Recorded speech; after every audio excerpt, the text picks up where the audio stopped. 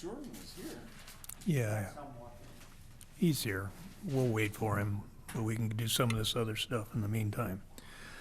Okay, I call the meeting to order. This is the meeting of the Ojai Basin Groundwater Management Agency on October 24th at 3 p.m. Call the roll. Director Daddy? Here. Director Finch? Here. Chair Hages? Here. Stand for the Pledge of Allegiance. Pledge allegiance to the flag of the United States of America and to the republic for which it stands, one nation, under God, indivisible, with liberty and justice for all.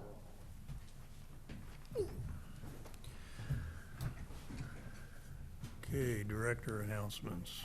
Conservation District. That's you, Jim. I'm the community facility No, I district. said You said conservation. Oh, conservation. just conservation. Oh, I was thinking, yeah. We're trying to schedule a meeting, nothing. All right.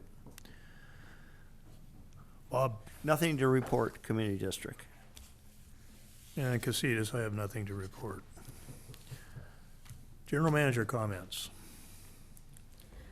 I just wanted to mention a couple of things. I did attend Ojai Day last Saturday, kind of shared a booth with Casitas, took Jordan's handy displays of cutout of a well and the soil layers and the big board that Dudek had prepared for Sigma. Got some questions. They were cool things to have there on the table. There was also a realtor booth, and I went over and talked to them, getting some feedback, and gave them brochures, and then I followed up with an email to try to schedule a meeting. That's with the Sotheby's group, to see if I can go to one of their staff meetings and talk about OBGMA and the difficulties we have when a property changes hands to get them on board and they understand what they could be helping us with, letting property owners know about us as an agency. The 10-year anniversary event for the Sustainable Groundwater Management Act is coming up on November 18th. It's an all-day event in Sacramento, but I registered just to participate online so I can be multitasking while that's going on. And I did get an email from DWR that they are going to put all of the GSA's project management actions into the Sigma portal. So they sent me a spreadsheet to back check and confirm that our PMAs are accurate before they upload it on November 1st. So that's on my list to do. And we do have a well application pending for 3622 Reeves Road. Dudek did their evaluation, but we have some questions about it, so we're going to set up a meeting with them and hopefully bring that to the board at the November meeting. And that's all I have. Okay, thank you. Jordan, you have basin report? Thank you.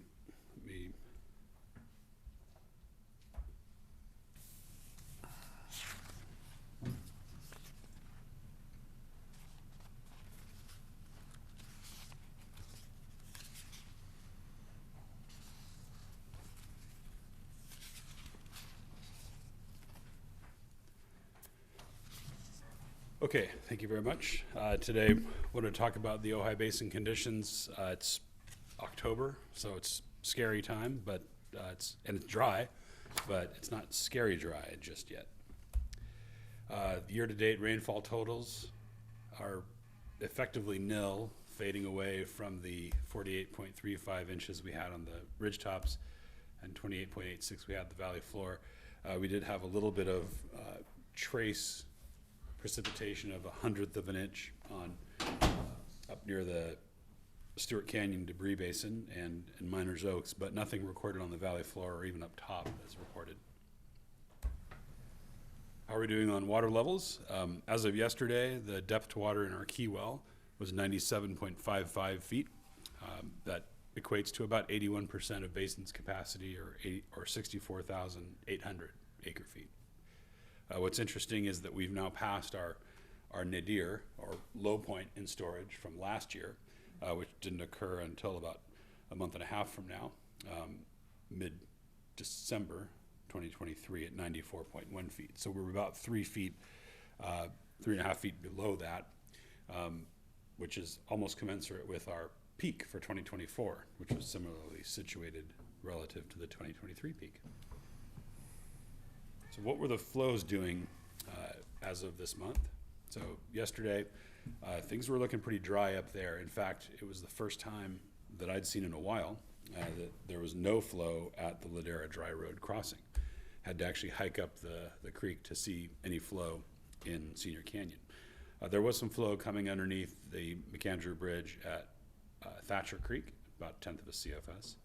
Reeves was pretty much dry. Surface flow out at Montgomery, or Stewart Canyon, or Stewart Creek, was about 0.59 CFS as we measured it. The surface flow out of the main portion of the channel was about 4.46 CFS. Those are the two spots closest to the basin discharge. We'll talk a bit more about that momentarily. Had to hike up to the Senior Canyon at Ladera Bridge, and it was about 9/10 of a CFS. And McNell was dry as well, as was Stewart. So the inflow as surface water, at least what was discernible entering the basin area, was about 1 CFS, and outflow was about 5 CFS, which is what we'd expect to happen from the perch system coming out of that southwestern portion. Speaking of the southwestern portion, last month we had some discussion about what that means and where the basin boundaries are and where the jurisdictional boundaries are and where the flows are present and why. And so we took a pretty detailed look at this, and just to familiarize yourself with this part of the map, this is a snapshot from the County View website that we use pretty frequently. The purple is the actual Ojai Valley groundwater basin as delineated via the DWR. That's where the GSA is present, and that is what the GSP manages. The OBGMA jurisdiction is larger. In fact, it goes further to the south, all the way to the bridge at Camp Comfort, over Creek Road Bridge, over San Antonio Creek at that point. And that's a good distance downstream from the actual basin boundary, which is formed by the bright red line, the Santa Ana Fault, where that crosses San Antonio Creek. The upper Ventura River Valley groundwater basin is in the more periwinkle blue over in the northwest corner of this. And I bring this up because there's really the geology is a little bit different at each of these locations. At the outflow points where we monitor the creek flow, it's a alluvial substrate. It's boulders and cobbles right now where the channel is. But that channel is wide enough to meander a little bit to the south or north, and at some points it will expose bedrock in that channel, and at some points it's alluvium like it is now. But if you go downstream to Camp Comfort, you find this point where in the decades I've been looking at this, I've only seen bedrock exposed, and that is where in the lower left-hand corner, Camp Comfort is in the green. San Antonio Creek is a red line there, and it makes that big bend around Camp Comfort proper. And because of that bend, you have a higher velocity of flow than you would if it were a straight line that was following closer to Creek Road, which means that there's erosion on that outside edge of the creek, scouring down and removing quite a bit of the sediment that would otherwise be deposited in a straight channel. So you have this scour and this consistent presence of bedrock at that area, which means that all the flow in San Antonio Creek is not beneath sand and gravel, it's in an open channel where the bedrock is present.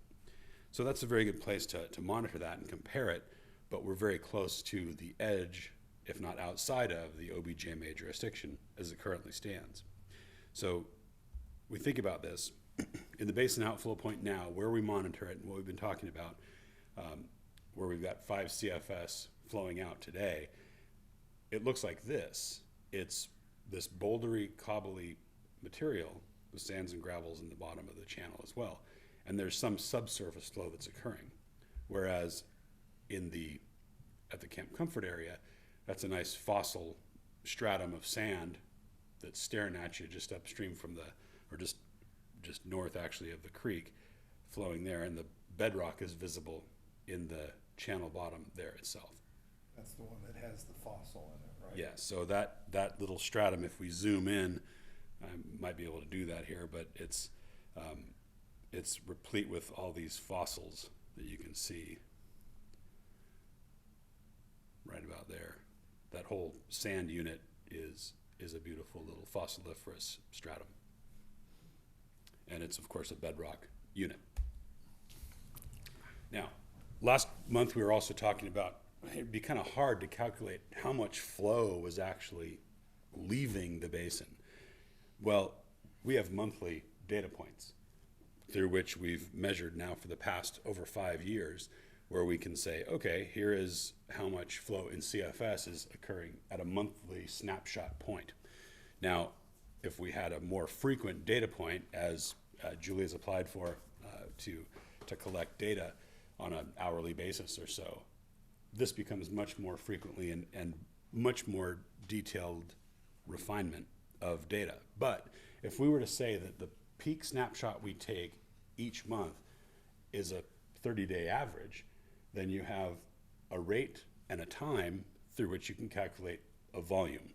So if we look at this chart that we put together this month, dating from 2019, 2020 water year on the left to 2023 to 2024 water year on the right, you can see in on the left y-axis is CFS, and 0.01 CFS, cubic feet per second of flow, is at the bottom of the left y-axis, and 100 CFS is at the top of the left y-axis. On the right y-axis is acre feet. So that's when we do the calculation, and that's what's shown in the shaded blue profile. All the bars vertically are the actual snapshot data points that we've measured. And then we calculate the total amount of water that's flowed out as surface flow, and it would probably represent a minimum because we're not picking off super peak 4,000 CFS flow points, but really on what the basin is yielding out via surface water. So in 2019 to 2020, which was a year that was 0 to D0 or normal to abnormally dry in the drought index, we had 1,167 acre feet of outflow that we observed based on that calculation. In a drier year, we had 289 acre feet outflow during normal to moderate drought, but only 4.95 inches of rain in Ojai. The following year, which we had a bit more rain, 3 times as much, in 2021 to 2022, we still had moderate to exceptional drought conditions and 556 acre feet of outflow. But by the time the drought ends in 22 to 23, we see 11,903 acre feet of outflow, just what we observed. Probably much more than that because of the peak storm flows that we didn't see. And then again in 2023 to 2024, we calculate 15,703 acre feet of outflow. And that's just simply a 30-day average of our peak CFS expanded in calculation.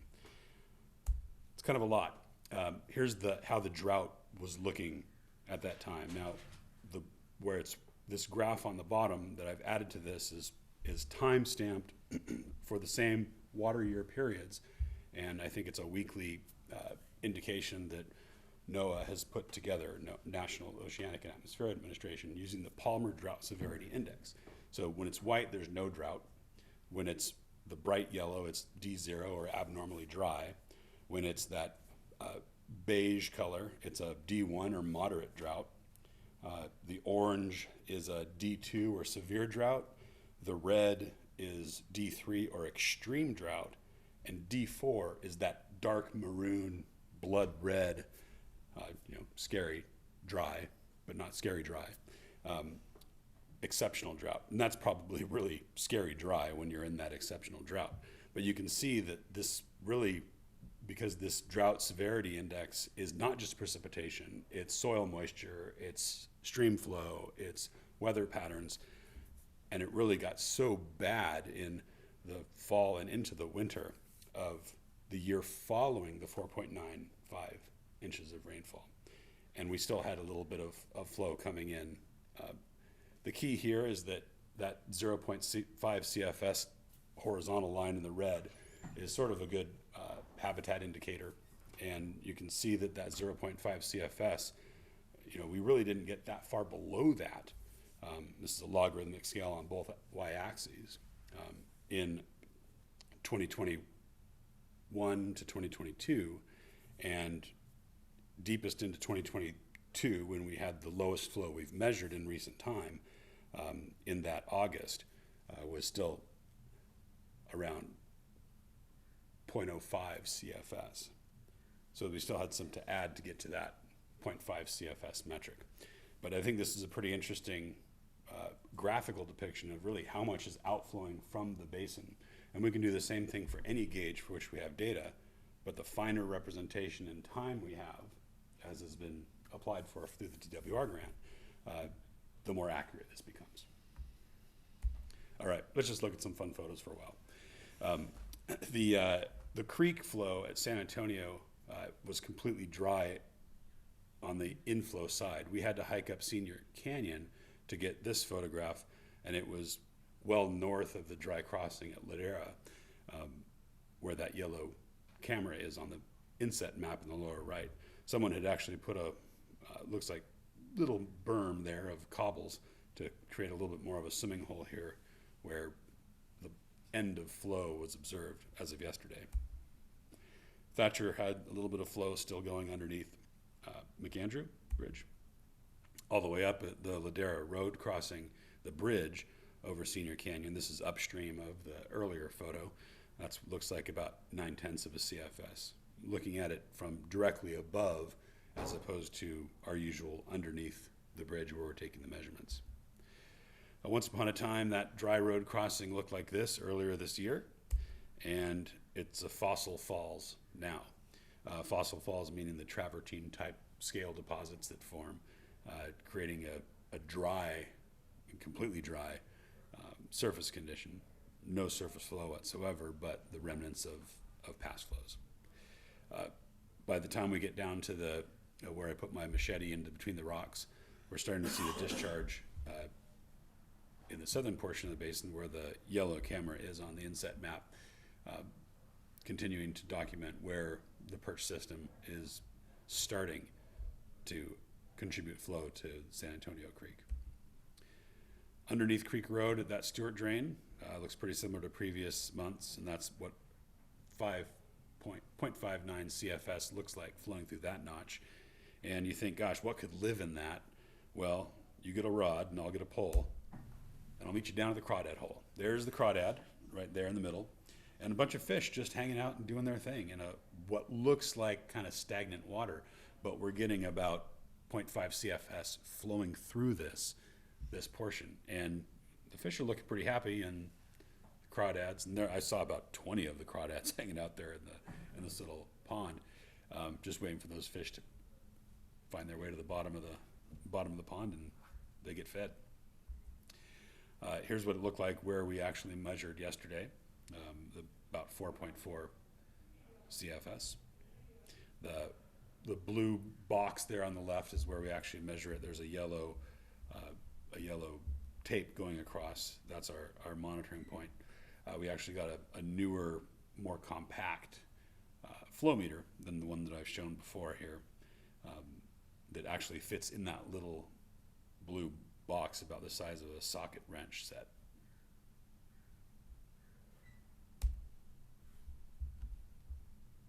All right, so what do we look like going forward? We're still on a La Nina watch, and what that means is that we're not really full La Nina yet. We're certainly not El Nino, but for precipitation to November, December, January, equal chances of average.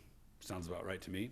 A little bit warmer than average on temperature for the same time frame, and using the Chumash acorn prediction method, at least what I've seen around our places, you know, it didn't seem like we had a whole lot of September acorn fall.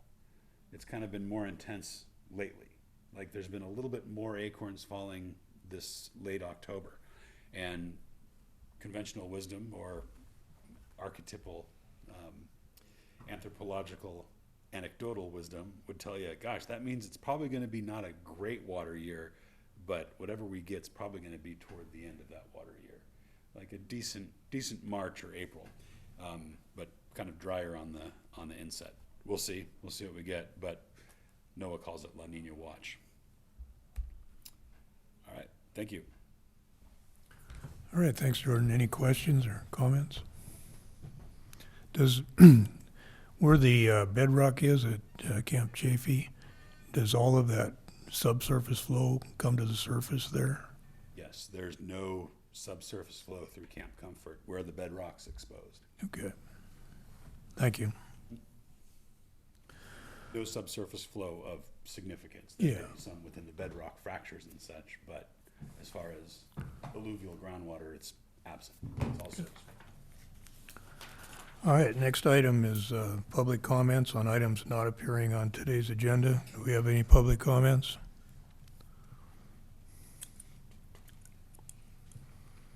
Okay, hearing none. Item 7, consent agenda. Financial report for September and minutes of September 26th board meeting. If there's no questions or comments, can I have a motion?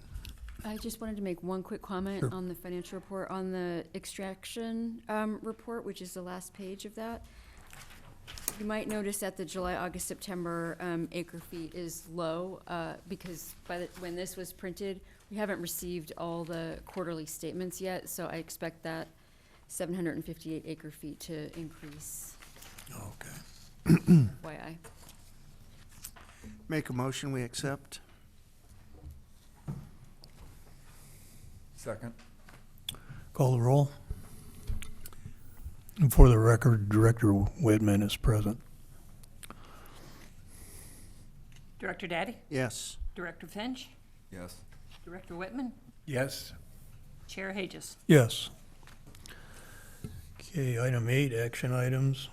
8A is fiscal year 24-25 budget. Julia?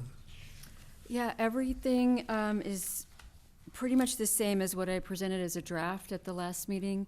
The only thing I did was update the actual expenses as of September 30th, which was the end of the fiscal year. And I didn't really change anything on the proposed budget for this year. And again, it's based on 3,000 acre feet per year of extractions. Okay, questions or comments? Any questions or comments from the public? Okay, pleasure of the board. Move to accept the budget. Second. Call the roll. Director Daddy, Yes. Director Finch, Yes. Director Whitman, Yes. Chair Hages. Yes. Okay, the next item, 8B, employment agreements. Julia? So you probably remember we looked at the financial audits last meeting, and it became apparent to me when we were going through that process with the accounting firm that we should have formal employment agreements for the staff who are actual employees of OBGMA. That includes CC as the admin and / clerk, and our database administrator, Tara. So we presented these employment agreements to them as well as Peter, our counsel, and they were reviewed. And one thing that it formalizes is that they do, per California law, are entitled to 40 hours of sick leave per year.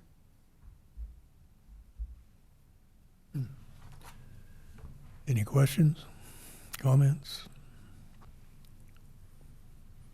Questions or comments from the public? We do this in one action, or do we have to do them separately? Sorry, I didn't hear that. Do we have to do this in one action or separately? There's two agreements. I think you can approve both in one action. All right. You have a motion? Motion to approve both. Second. Call the roll? Director Daddy, Yes. Director Finch, Yes. Director Whitman, Yes. Chair Hages. Yes. Okay, item 8C is setting November and December board meetings. So Thanksgiving falls on November 28th, so That's Is- not gonna work.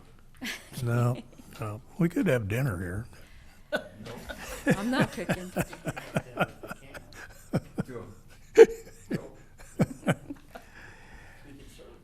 It's still Yeah, yeah. 4 weeks from today.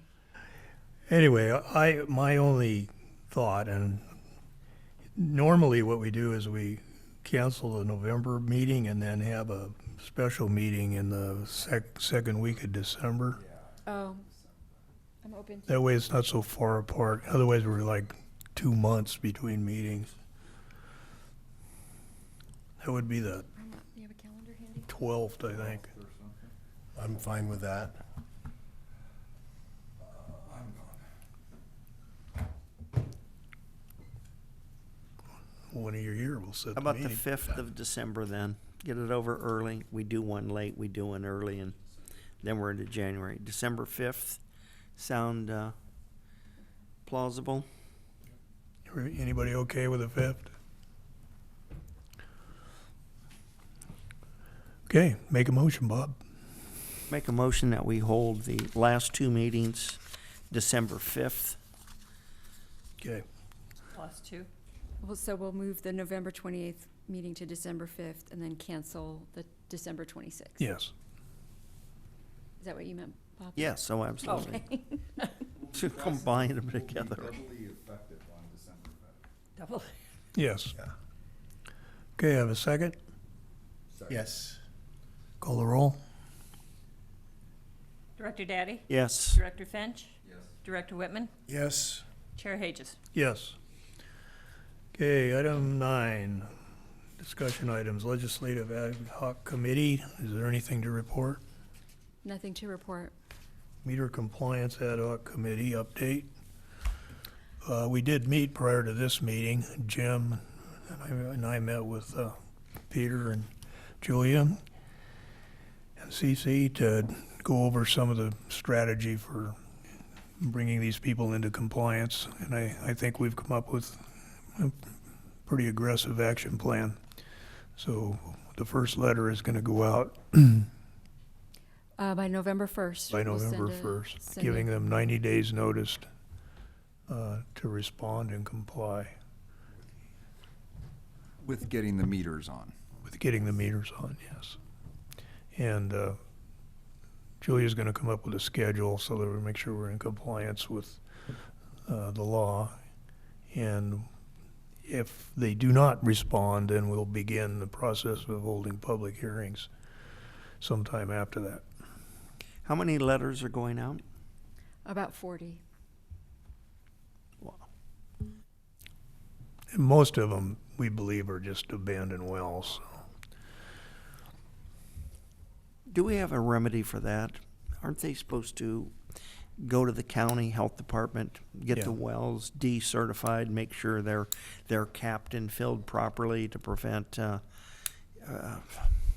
Contamination. yep, Yeah, we can, once we go through this process, we can report them then to the county if they're not in compliance. Then it's the county's jurisdiction. Can we ask them when we get through some of this stuff to go out and inspect those and make sure they're in compliance and then we can just take them off the rolls? I mean, the Yeah. number sounds big, and if they're not using them, let's just make sure it's done and we've got safe water. That's the idea. Okay. But it's going to be a very lengthy and potentially painful process for all of us. So, Some more than others. yes, some more than others, yeah. Do you have anything, Peter, to I don't have anything to add. We thought, I mean, having said that, now I'll say something. 90 days seemed appropriate to give these folks the ability to, you know, have a meter installed and then come back and prove to us that they have. So that's one of the reasons why it's, you know, the 90 days is there. And then if they can't demonstrate compliance within 90 days, then that's where the enforcement comes in at that point. And you'll be hearing from staff further on those enforcement options as we get closer to that and understand a little bit more about who's coming into compliance and who's not. Yeah, and it's, I mean, our authority to levy fines is pretty severe. It's up to $1,000 a day. Yeah. So, Well, I think the 90 days, anything less than that, we've got holidays, you got people coming and Oh, going. yeah. You got to get the plumbers and you got to get the people out there. This is not an instant thing. They could just, you know, call up and get a toilet put Right. in a day, you know, so this is, well, the big thing is we want them to contact us so we can talk to them. I mean, that's it's the first hurdle. Right, the board has discretion if it appears as though there's a well owner that's diligent in efforts to comply. The board doesn't need to initiate enforcement proceedings, you know, on the 90th day, once that period lapses. So there is discretion there. It's really for the folks that refuse to contact us and we don't hear from after repeated attempts to try to get their attention. You know, those are the ones that'll be the focus of enforcement activity. Because to Peter's point, you could easily get a meter installed in 90 days, even with the holidays. But getting the well destroyed, they could show good faith towards that, because that could take who knows how long, given the kind of specialty pumpers and people. I mean, I wouldn't even know who to call for that. I know besides Jordan and Lane, but you know, most people aren't going to know who to even call for that. It's going to be a process. So, but if they'd show, then to Peter's point, okay, fine. Well, you're making me think, though, maybe it would be helpful if we could tell people who to call. Maybe, I don't maybe think, Jordan no, could give us some the county, resources? I would Oh, just, just check from. with the county? I Okay. would, yeah, stay out of that realm. All right, Then, I know, yeah, Fair. I would just stay with that realm. we'll give them all Jeff Dorrington's number Yeah. at the county. Okay, anything else on that? All right, we're adjourned at 3:34.